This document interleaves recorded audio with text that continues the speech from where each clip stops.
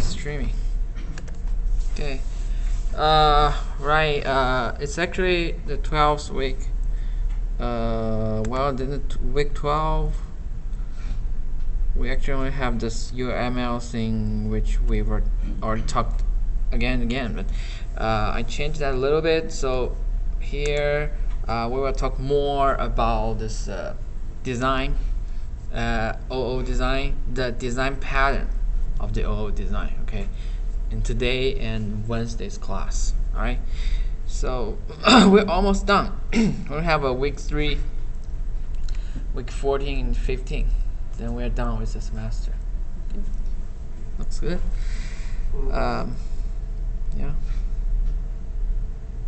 You haven't shared those weeks with us, right? What's that? All those weeks are not shared with us. The 11. 11 is there. 11 is there. 12 is not. 12 is not a whole lot in there, but I will modify 12 a little bit and open that to you. Okay. Yeah. What we talked last week is the object-oriented design, the how to make it flexible. Right? Remember what do we talk? Can recall a little bit. Everything that changes in then some class. Yeah. That looks more expensive. So correct. We kind of want to programming using the interface or inheritance. Which one? Which one do we prefer? Yeah. Interface because composition over there. Yeah. In terms of the flexibility, we favor the composition instead of inheritance. Because it gives us a lot more flexibility. We can use this interface. Remember the interface? How we do that interface? The duck example. Remember? Yeah, there are 33 pages. I can't.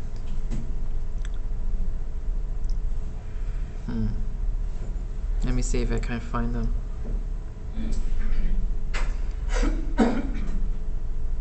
Okay, yeah, this is a duck.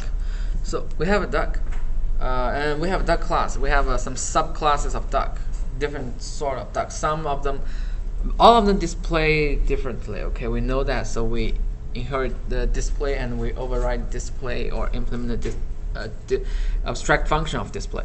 But however, in terms of quack or swim, some of the duck they maybe swim the same way. Some of duck they swim in a different way. So does a quack. Some of them may quack, some of them squeak, some of them may squawk, don't squawk at all. So that gave us some difficulty when we were trying to use the inheritance because there's a big variety there, right? So instead of just directly using simple inheritance, we figure out another way is we try to use the interface. And this is a example. So we use a quack ball, flyer ball. So those ducks that implement the quack ball interface actually have a quack function there. But those who did not implement that interface, such as the rubber duck, the decoy duck, yeah, just that one, it won't have a quack function at all. So that we kind of distinguish, we group some of the duck together and we distinguish those ducks using the interfaces. And this is not the most optimal design. The most optimal design is here. Actually, we have a behavior. We use a behavior class. Left side is a fly behavior. Right side is a quack behavior. So that's all interfaces. And when you have an actual class that implement the interfaces, it's a fly. You can fly with the wings. Fly no way. This means no fly. Or quack, squawk, and mute quack. That means doesn't quack. So we have all these behaviors there defined. So we just need to in the duck class,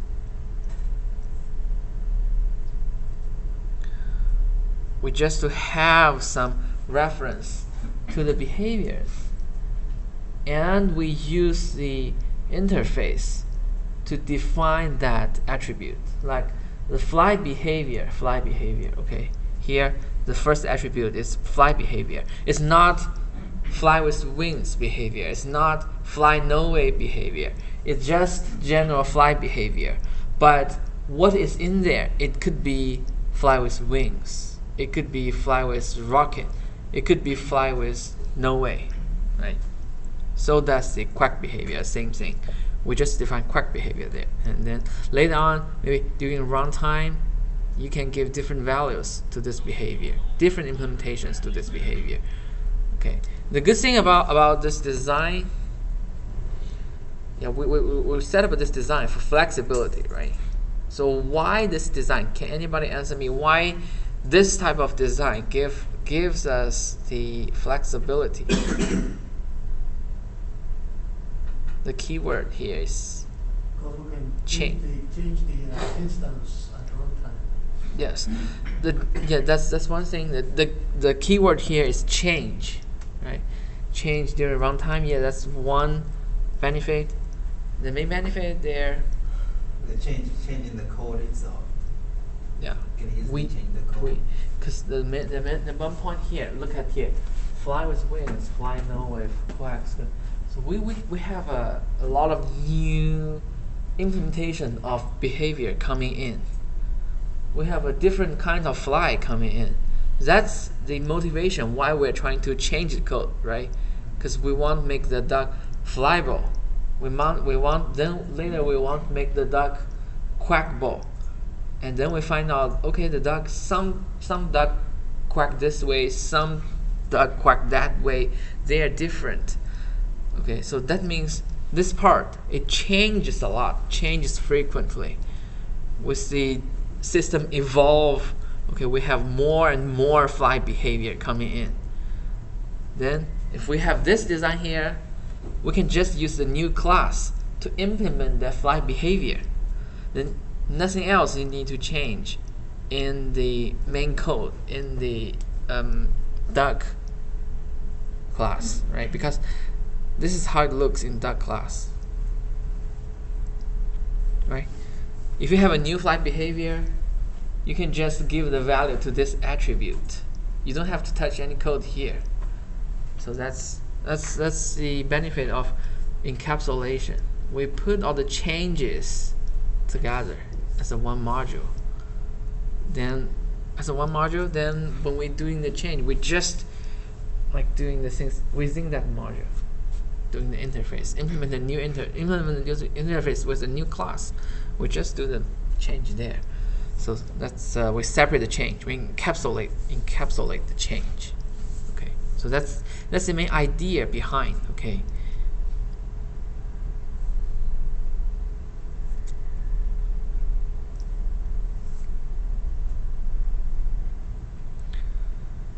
Yeah. So right, that's what I want you to take away from the last week's talk.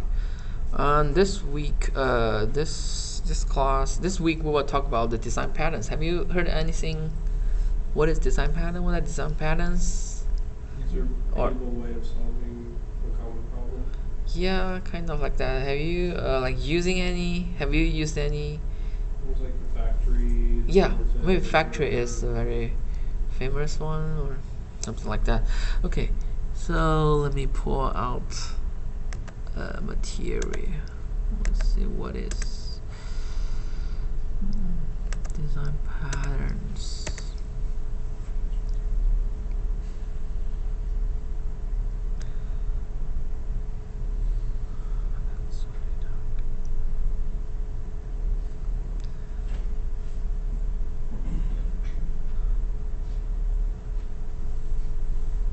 Yeah. So this is still the duck example, but it's explained with the text. It's we already gone through this. It has so one thing here for this duck thing, what do we do over here? duck stuff, right? Squawk, display, squawk, swim. Okay, so remember what we have done. User interfaces. That is actually one of the design patterns. We use one of the design patterns to solve the problem, to improve our design. That design pattern is called strategy design pattern. So this is the strategy pattern. So it defines a family. So this is kind of the definition here. It defines a family of algorithms, encapsulates each one, and makes them interchangeable, right? Like change behavior. The fly behavior is a family of flying algorithms. And we encapsulate them. How do we encapsulate them? We use interface, right? Encapsulate each one and make them interchangeable. So we can change fly with wings to fly no way. Can we do that? Yes. And strategy will let algorithm vary independently from the client that use it. Because the client is the duck. The duck is using fly with wings. The duck is using fly no ways. But it won't change anything within that duck class. So the thing we did, the whole thing we did last Wednesday, we call it the strategy pattern. That's actually the strategy pattern. And today we will see more patterns here. We will have fun with some of the patterns. Okay. So just some brief introduction to what is design pattern. What are design patterns? So it's a pattern is a named abstraction from a concrete form that represents a recurring solution to a particular problem. Okay, so this may be hard to understand just by reading. Okay, but think about what we did last week. So that is actually a pattern. It's a master that we can use to solve many questions, right? Many problems. Like this is a duck. And we can extend that strategy pattern to something else, right? Like if we design computers, we have different subclasses of computers, but different computers may have different displays, right? Sometimes it's using external display, sometimes it's built-in display, sometimes the display has different resolutions, right? So we want to have that part separated. Okay, so we have a computer class, and the computer class have an attribute called display, right? Called display, and this display is actually maybe called display behavior or something like that. And display, we have display behavior as an interface. And we have some classes implement this display behavior, like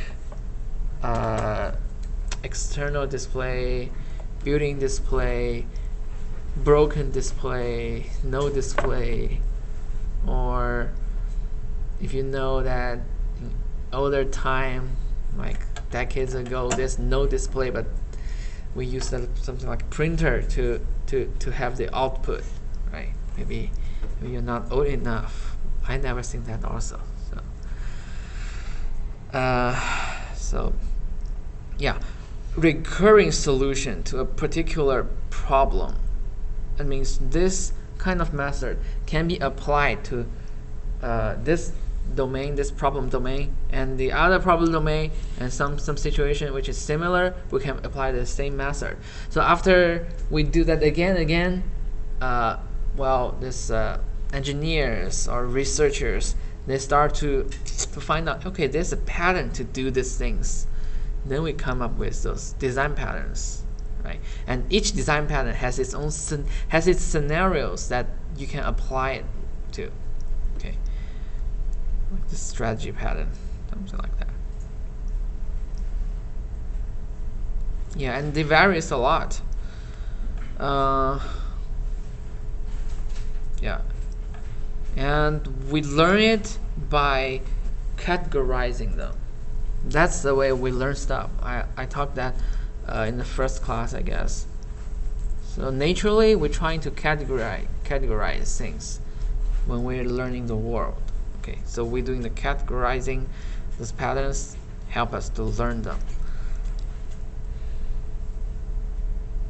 And those are categorized by purpose and the scope. Yeah. Purpose reflects what the pattern does. Scope reflects specify if the pattern applies to the classes or objects. Okay, so those are a lot of theories. If you do not understand, that's fine. You will understand that when we talk about the pattern. I just want to quickly go through this. So we have different purpose, like a creational, structure, behavioral. So creational facilitate object creation, like the factory method. Okay, factory method. Yes, you have a factory which returns the object. You don't use the constructor like new, blah blah. That's you're using the constructor of a class. But factory method, it have some other functions that you can specify to create an object for you. And structure is deal with the composition of classes or object. Behavior deal with the way objects interact and distribute responsibility. Yeah, we cannot just learn patterns by theory. We need to learn by using them. And scope is whether the pattern applies to classes and object. We have classes patterns dealing with the relation between classes, subclasses, which most of them are class patterns. And object patterns, we also have them. They deal with object relations that can be changed at the runtime.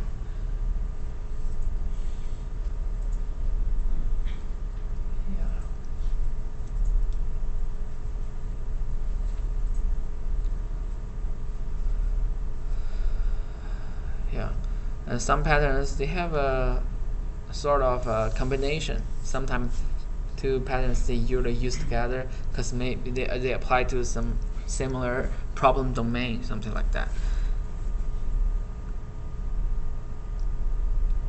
Yeah, some patterns are alternatives. If you use one of them, you don't need another one of them. And some patterns are similar. Yeah.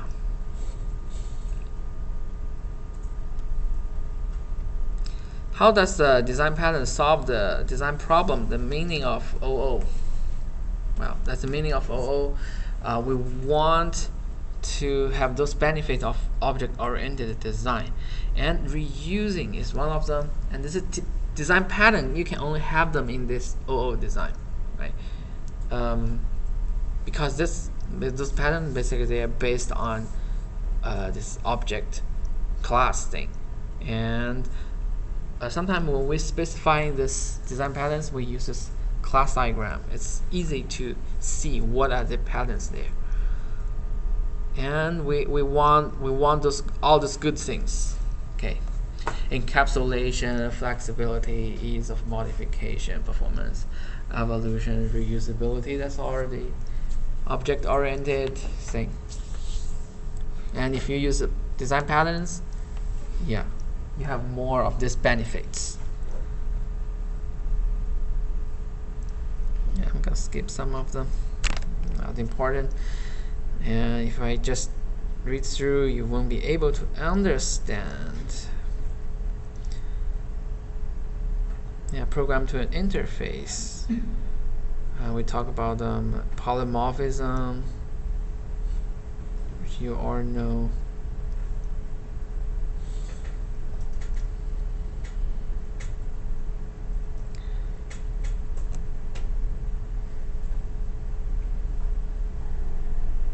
Yeah, and here maybe something you want to remember. So we're talking about reuse. That's two different things. We talk about them a lot.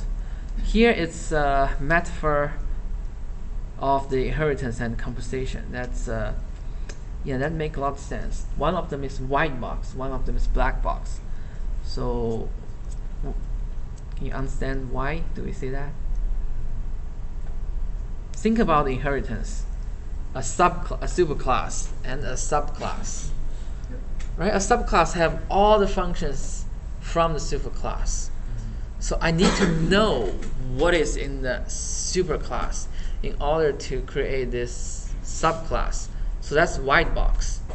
The superclass is totally exposed to the subclass, white box. We have to know the details of superclass. But composition, which we prefer, is black box. I remember those behaviors. Do we need to know what is the implementation of the behavior? No. We just need to know there's such a class called fly with wings, and we just use it. We don't care if what is within that wings. Okay. So we can just use it. Black box. So we all know what is white box with black box, right? Yeah. White box is a like box, which maybe white, maybe we can say it's transparent, because everything within the box, you know what's inside, you know what happened inside. But black box is you get some in, some out. That's it. We don't care what's inside, and we don't know what's inside, and we don't want to care. Sometimes it's easier to do the job. So if you think about the administration of the school, sometimes if you use the white box a lot, like I have to in college, at the college level, I have to take care of everything in the department level. That's a lot of work. But if we just we trust this department, we trust the administration in the department, we trust the chair, so we can just do this, and they'll do that. So that's the difference. And of course, inheritance also have this advantage. So it's support directly by the language. It's easier to implement sometimes, and easier to modify implementation, being reused. Because if you like modify one of them in the superclass, all the subclass is modified.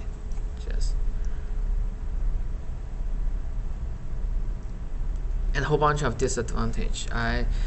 We mentioned that a lot, so I quickly go through. We not easy to change, especially during runtime. And the parent classes define maybe too much of the subclass stuff, and because the inheritance exposed the parent implementation. Well, it's kind of breaks the encapsulation, yes, because it's all white box.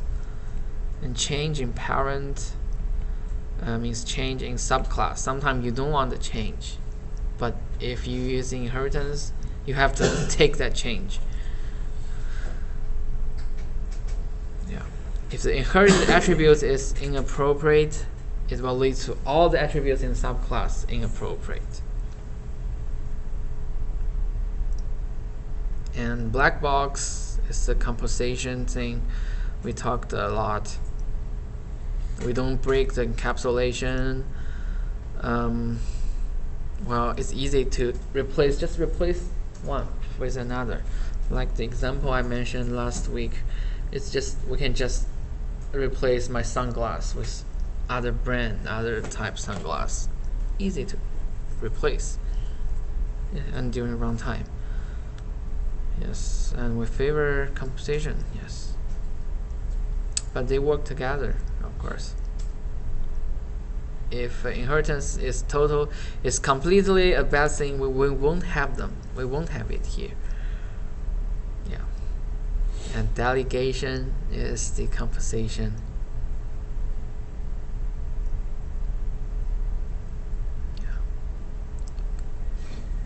Yeah. Or aware of them. Okay, here, this is the thing I want to mainly focus on.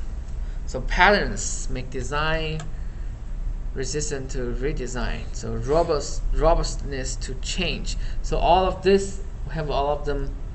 You see a lot of maybe new names here. All of them are called design patterns. Those patterns will help you to make your design, maybe can reduce the design time less like when you made the problem. Yeah, I made this before, so you have a pattern. It saves a lot of efforts, and also it helps you to keep up with this object-oriented principles. Right. So I won't read them. So we categorize them according to different types of the method, the design pattern method, and there are a lot of them.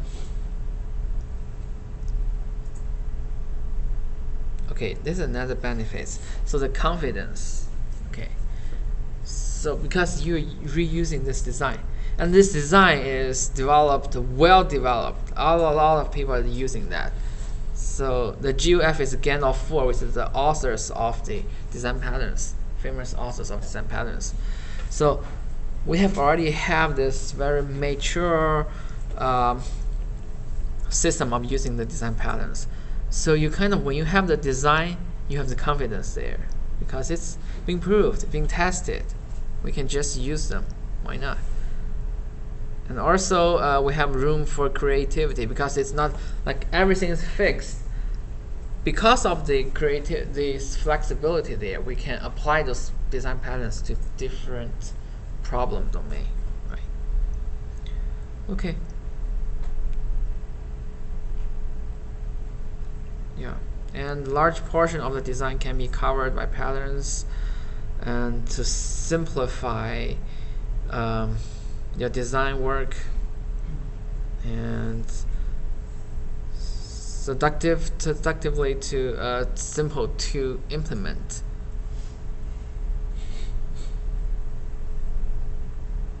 Yeah, and you will still have to write functionalities, patterns. Don't solve the problem yet. Within that means within that fly behavior, like the fly with wings, that's not something design pattern will take care. Still your algorithm.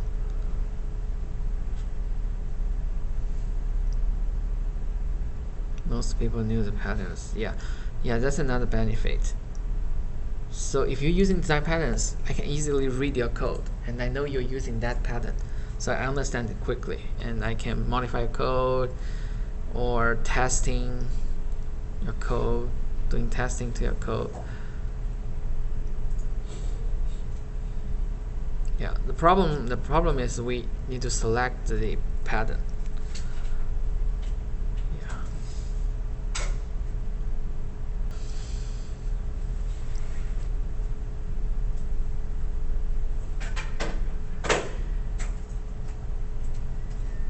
And how to select pattern, we need to know all of them, and we need to know what the problem we want to solve, and study the patterns and consider the case of the redesign. Okay, so all of them there's theories I hate to talk about.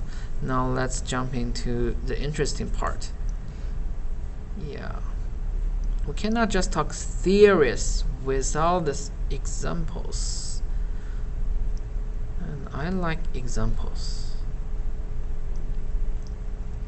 Okay, now we all kind of know what our strategy, right? So that's a pattern we use the interface to define those behaviors or to define the algorithm. We group the algorithm as a family. So when we evolve the algorithm, adding new algorithm, it's gonna be fine, right? Like when we're doing a job.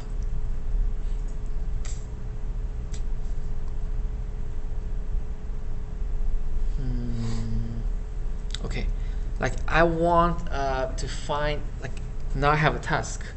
I want to find the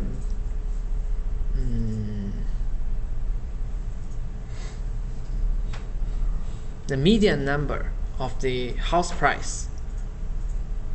Okay, so everyone know what does that mean? The median number. It's the number in the middle Well, but to do that, you have to have first. You have to have all the house prices in this area, and then you sort all of them. You pick the one in the middle. That's the median number. Okay. So to do that, to get all the information, yeah, that's fine. We can just collect the information from maybe some department. They have database, right?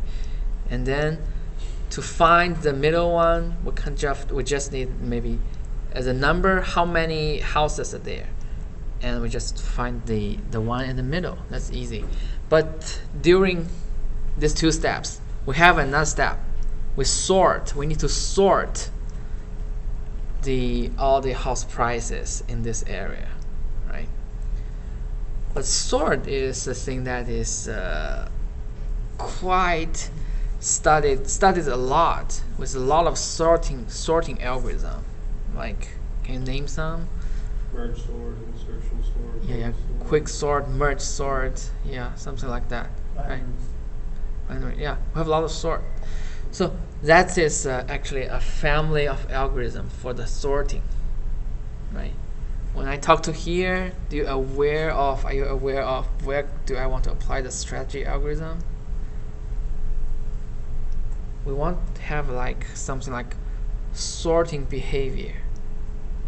Right? Remember, we have 3 steps. First, gather information. Second step is sorting. Third step is we get the middle one. But the second step, I find there are a lot of them, and I may change in the future. Maybe in the future I have a O1 sorting algorithm, which is pretty awesome. So I may want to change that part. But right now I only have a programmer who cannot do the quick sort. So I'm using some brute force sorting algorithm there. But in the future, I may be able to hire another programmer who can do the quick sort for me. Okay, so I may change that part. Then the design here is, we kind of want to have the sort part separated. So we want to have that part as interface. Okay, so interface have a sorting algorithm, like sorting behavior. Sorting behavior is, or we can call it sorting algorithm or sorting behavior as an interface. Then we have a quick sort class, implement that interface. We have a merge sort class, implement that interface. And we have brute force, implement that interface. Okay, and then within that find the median class, we just need to define this algorithm there. And what algorithm do we use? We can just easily change it with the strategy algorithm. Well, it's the strategy pattern. That's basically the strategy pattern. Okay. And then I want to talk about a pattern called observer.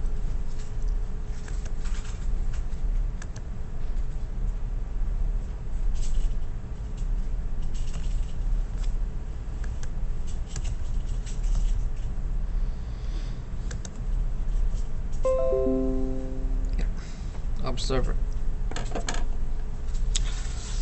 So anyone heard of that before? Okay, that's good. So we kind of know something about it. So assuming we have this case, okay, we have a weather station which have 3 different sensors. One is a humidity sensor, one is a temperature sensor, one is a pressure sensor, which are, if you are watching the forecast, those are things we might want to let the audience know. So we have these sensors, okay, and then we have a display or a whole bunch of display. Maybe it's in your phone, or it's displayed on the TV or something. But where does the display get the data? It's all from the weather station, which we have a weather data object, and we use the object to display those information there. Okay, so given this problem, okay, if I want you to have a maybe simple class diagram Okay, like we know the requirements there. We find out the nouns, we'll find out the verbs, like the nouns. The humidity, weather station, probably it's a class, right? And we have weather data class, which had this temperature, humidity, pressure, something like that, right? Okay, so yeah, this get temperature, humidity. This returns the most recent weather measurements for the temperature, humidity, and this pressure. Yeah. Right now, let's forget about how these variables are set. Okay, maybe it's from the sensor, how to write that. We don't care about that. We forget about that. We care about how do we get this data. Okay, since every time we call this get temperature, get humidity, get pressure, we have the most recent data. So we have the ability to pull the most recent data when we want to show something there. Okay, yeah. From the weather station, we have this. Yeah, so we have ability to get the updates.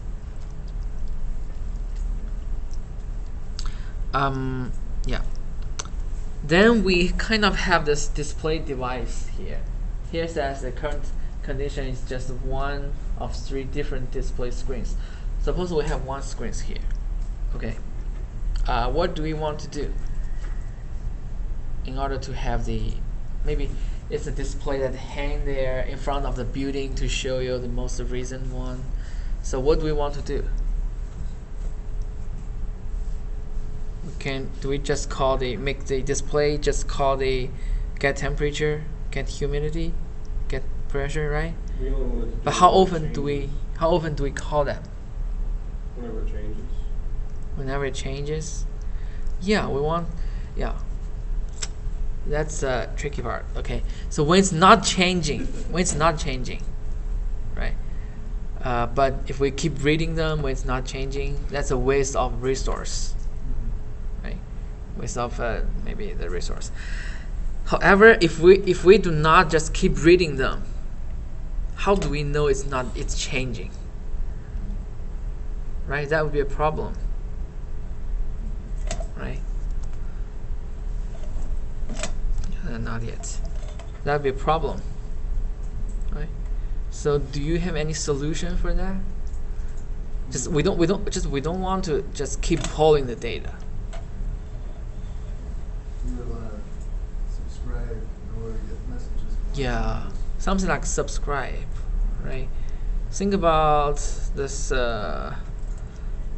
emails, this instant message on your phone. Your phone did not do the pull the data all the time. It's pushed from the server to your phone. Okay, something like that. And when you subscribe to a magazine, you don't ask for the magazine every day. So when they have a new one, they just mail it to you, right? So that's a subscribe, kind of subscribe. A publisher and a subscriber. Okay, so the observer is kind of a design pattern that describe these relations here in this a publisher and the subscriber. Okay, so assume, let's see, we have all this 4 classes. We have observer there. It's designed for the observer design pattern.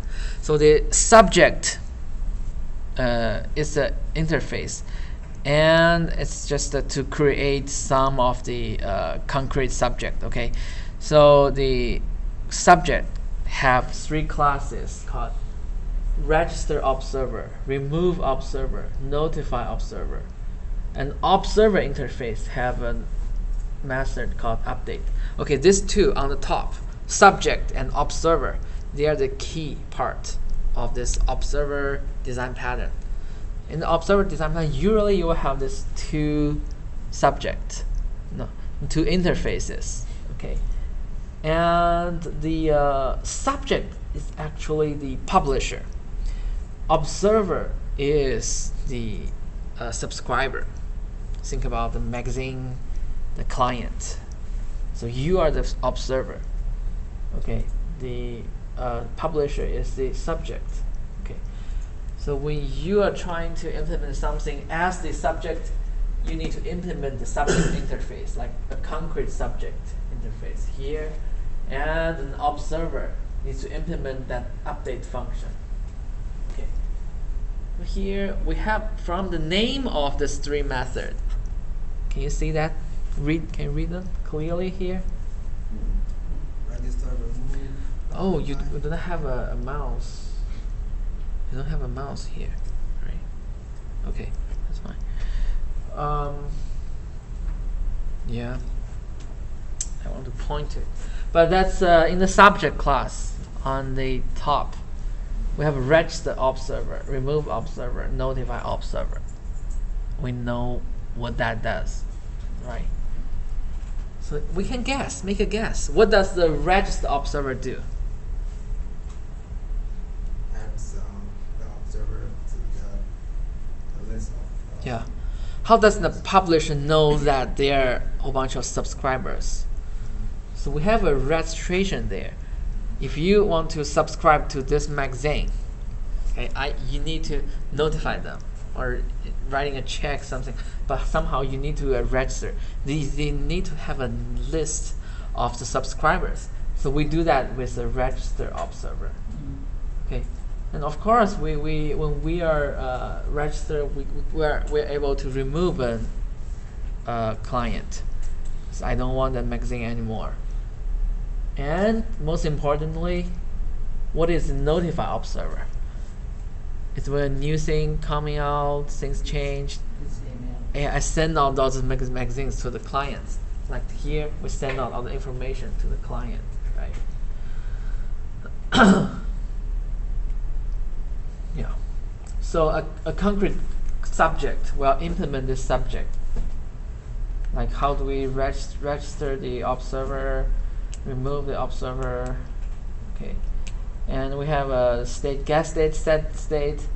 It's the method of this concrete subject. Okay.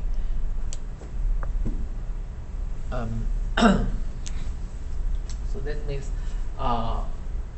in a class that implements one of the interface, you have to have all the method of the interface implemented, plus your own method there. But it's optional. You can just implement those. But most of the time you will have like this get state, set state interface there. Okay. All right.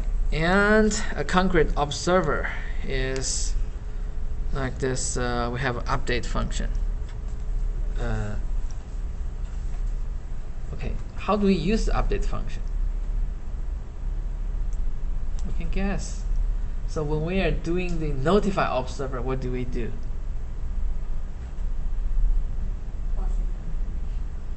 Yeah, passing information, something like that. Yes. Okay. So right now we have a whole bunch of observers, and the only thing we know about observer is every observer has an update function because they all implement the observer interface. So you have to have an update function. Therefore, in the notify observers, You just tell that it's available and update has to go there. yeah, in the notify observers, so we already have a list of the clients.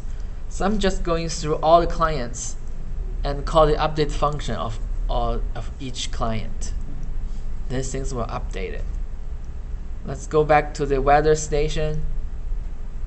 What we do is the weather station, we have a whole bunch of subscribers. There's a weather channel, okay, the school's display, this big screen display. Okay, so we have a whole bunch of subscribers. And once I got some change there, like in the set state, maybe set temperature, this method is called. Then immediately after that, we need to call the notify observers. Then every client will be updated. Okay. So that's the main idea of this observer. So it's yeah. Think about this. Just think about publisher and subscriber. Instead of just keep pulling information, we push the information. And yeah, let me see. This is the weather station. Okay, the weather station example. We have a subject on the left top. Subject, register observer, remove observer, notify observer, and then we have a observer interface. Well, that's the two key element here. We have observer, we have subject. And observer, we have all these 4 kinds of display. Current condition display, statistics display, third-party display, forecast display. So those 4 different types of display, they all implement the observer interface, which means they are all the observer. They are all the client of the subject. And we have one implementation of the subject is the weather data. It's the weather data. Yeah, weather data. And in the weather data, we have all the functions implemented. We have get temperature, those functions. And then we have another function called measure data change, measurements changed. Well, you can guess within this measurement change, it will call the notify the observers to call the update of all the clients. Okay, and also we have another display element interface there, which yeah, all of this different kind of displays, they are implemented from the display elements, since they are all displays. But that actually has well, it actually has nothing to do here with the observer pattern, but that's something, yeah, just a display. That means those things are all displays. You may not see the benefit here, but if you have a if you have a systems that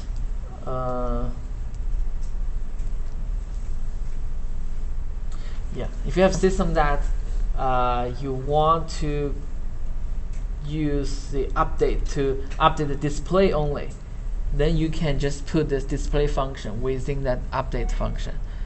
So it will be more convenient. Okay, that's the benefit here. That's the observer subject. Any question regarding this observer? Maybe you start to build a little bit like fundamental concept of the observer. Now let's make it more concrete. We're directly using the code to do this.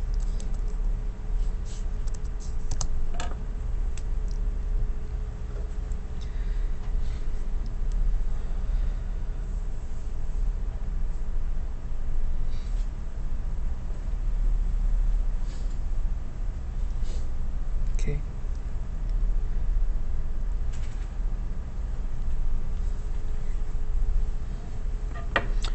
All right, let me start a new project. Observer example.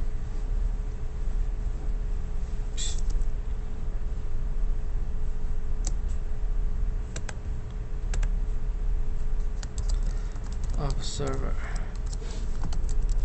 example.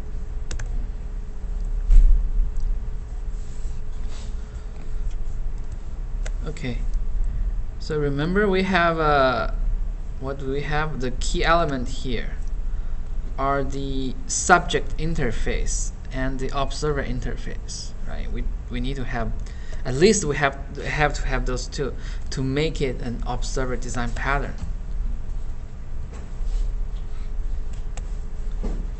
So it's gonna be a subject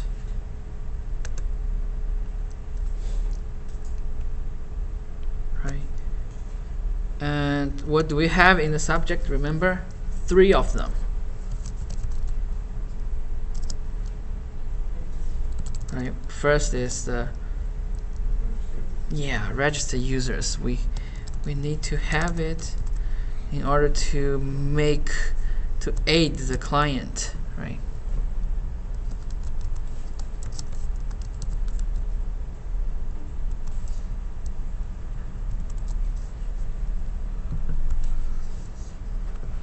We just call it observer. We haven't defined observer yet. That's fine. We'll define that later. And then we have another one. What is that? Yes. Remove observer, right? And the parameters is also an observer.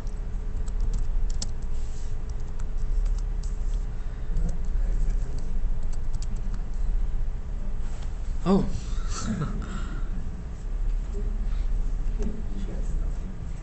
You need to tell me earlier. I thought I was still trying to get it set up. Okay.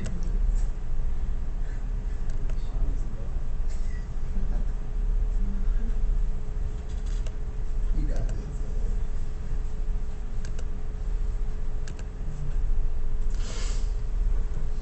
this. Okay, yeah. So we just create an interface right here. Subject, and it has a register observer. Remove observer. And most importantly, notify observers.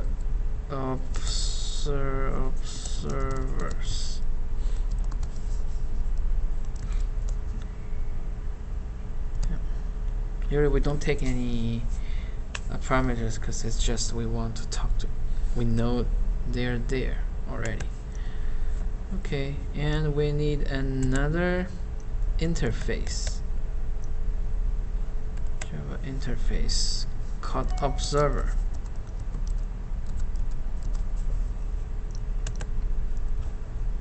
Right. Okay, see all the arrows, they're gone because we have an observer now. Yep. In the observer, what do we have?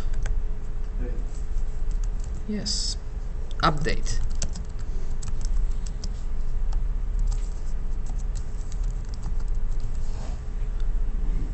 Update.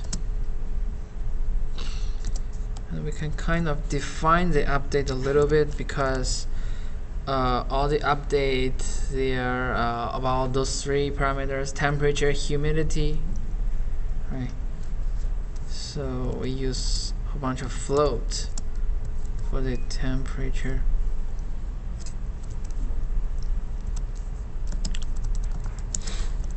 Humidity.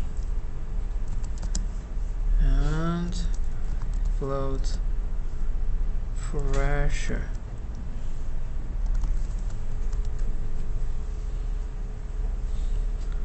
Right, so we have a float, just update. So that's it. That's for this interface. And then according to that class diagram, we have a third interface called display.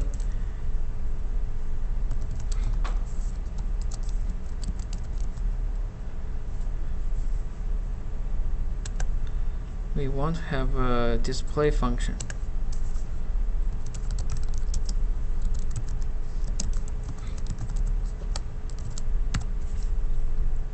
Don't get confused by the display.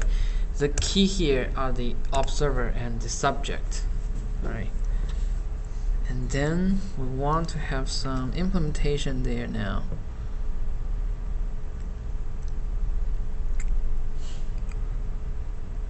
Yep. So let's see.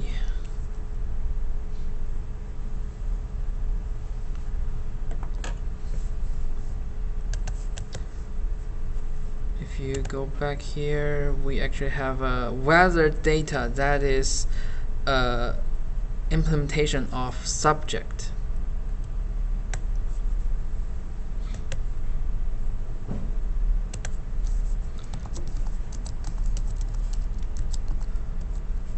Weather data. Okay, now I want to implement the subject. Weather data is a subject. We want to implement subject. What do we do? It's time for programming, time for coding. How do we implement an interface? Do you remember? Create an Hmm? object. Create an object. Yeah. Here, I'm trying to do this class, weather data, right? This is a class. We somehow we want to connect this class to that interface. How can we do that? Yeah, you're correct. Yes. So we put these keywords here.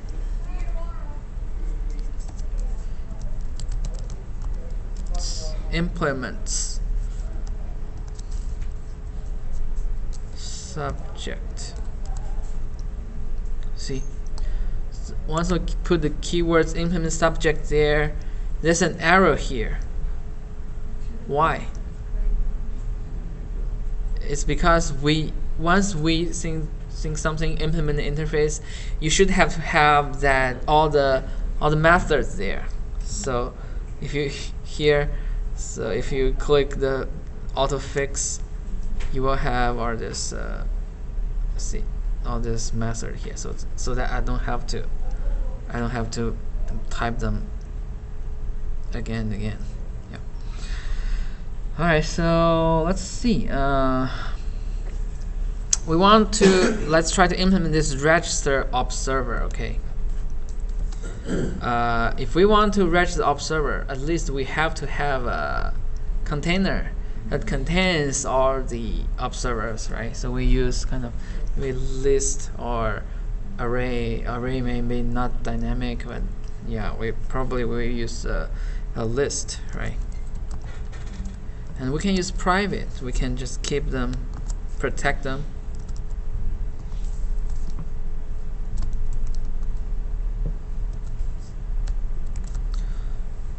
And what is the type here?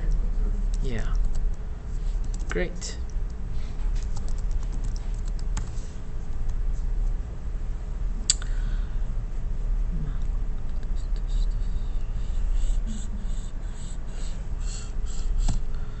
Yes, observer. Oh no, we need to have a name for it. Let's see, observers. Right. Yes. Because this array list, we need to import the package that contains the array list. You use an S. So it's Yeah. So it's this one. It's actually this array list. So below. On the way, weather data. Observer. Observer. Spelling. Yeah, right there. What's your question? You miss an S there on the observer. Here? No, another one. Which screen? The variable name. Which screen? Yeah, whatever. Here? Yeah, you miss S. This is the S. No, S at after B. Sir, After after the B. B. After B. Oh. Oh yeah. That's how I Okay. program. Thank you. Yeah, the observer. And yeah, remember we have the three data.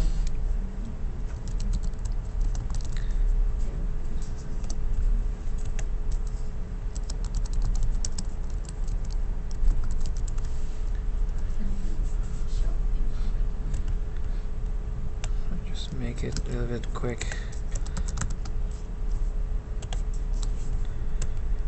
And this is another one, pressure.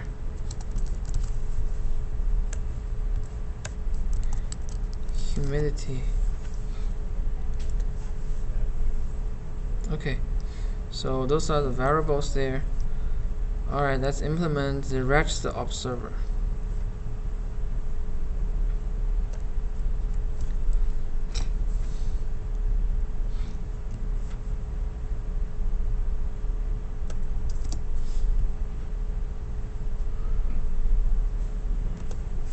that's pretty easy to.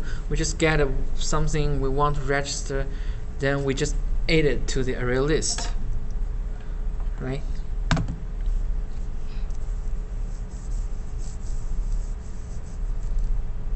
Observers 880, right? That's it. And here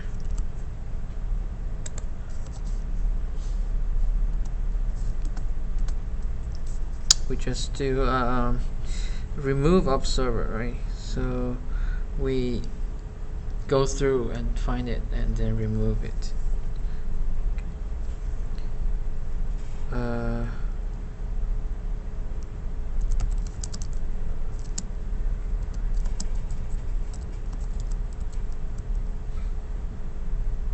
Observers.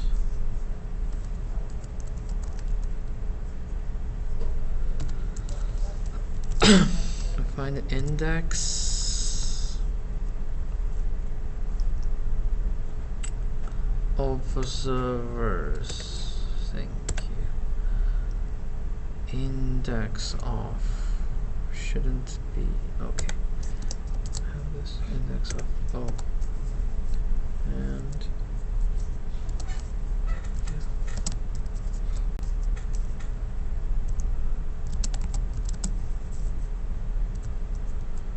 we want to check if it's greater than 0, because if it doesn't exist, it's actually negative value.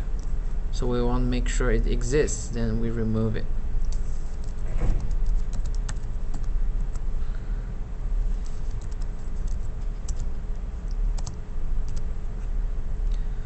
Okay, and notify observers. So you tell me, what do I do here? Do you need to check the other end of the balance too? So if you less than the size of the observers. The size of observers. Is it possible there to remove something that doesn't exist on the other end? Yeah, so here the I observers that index of O, that actually returns the index of O if it exists. If it doesn't exist, it's gonna be negative number there somehow. Oh, okay, so. Yeah. Yeah. So it actually here it makes sure that well, we can tell if it exists or not from the number, from the value of I. Yeah. Okay, here. So I explain it. So what do we do here? You send you call the update function of the observer, right? Yes. Yes, we call the update function of the observer. Observers. Every observer. Everyone that subscribed. Yeah. So just loop through.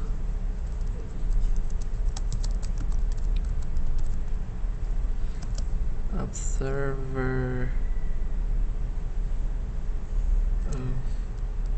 No, I just got observer, which is observers OBS in the array list observers. Okay, for every OBS we just call the update. Yes, okay. Quite simple, right? So this is the power of using the interface.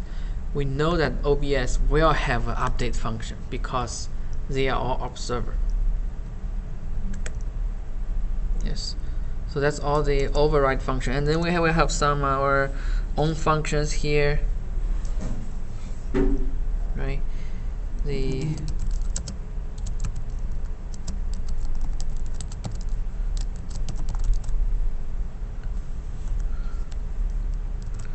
measurements changed. That's when we will call the notify observers.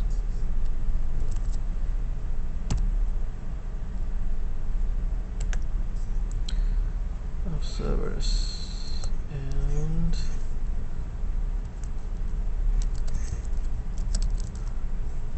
void set measurements.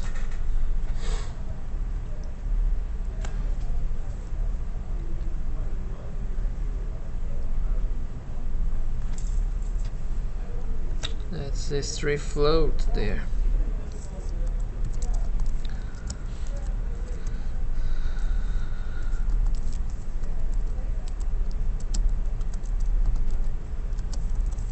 Let's just use simple ones.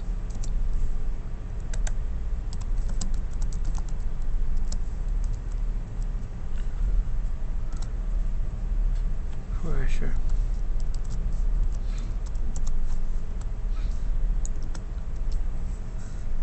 So we just say this dot humidity, this dot temperature, this dot pressure. We assign its pressure number. And what is last step? When we change something, we need to have a step there to trigger the. You have to notify. Yeah, actually we call it here. We call this measurements change. So why do we call this measurement changes? It's because based on the thought that we don't want this set measurement to be aware of the existence of this this notify observer. Okay, because that's basically another interface. Maybe maybe later on you change the interface somehow. You change the name. You can just do it here instead of put the change in every different places. Okay. Yeah. So that's the that's the set measurements, right? So that's the weather data, and we have 2 more classes. Yeah, let's do it next time.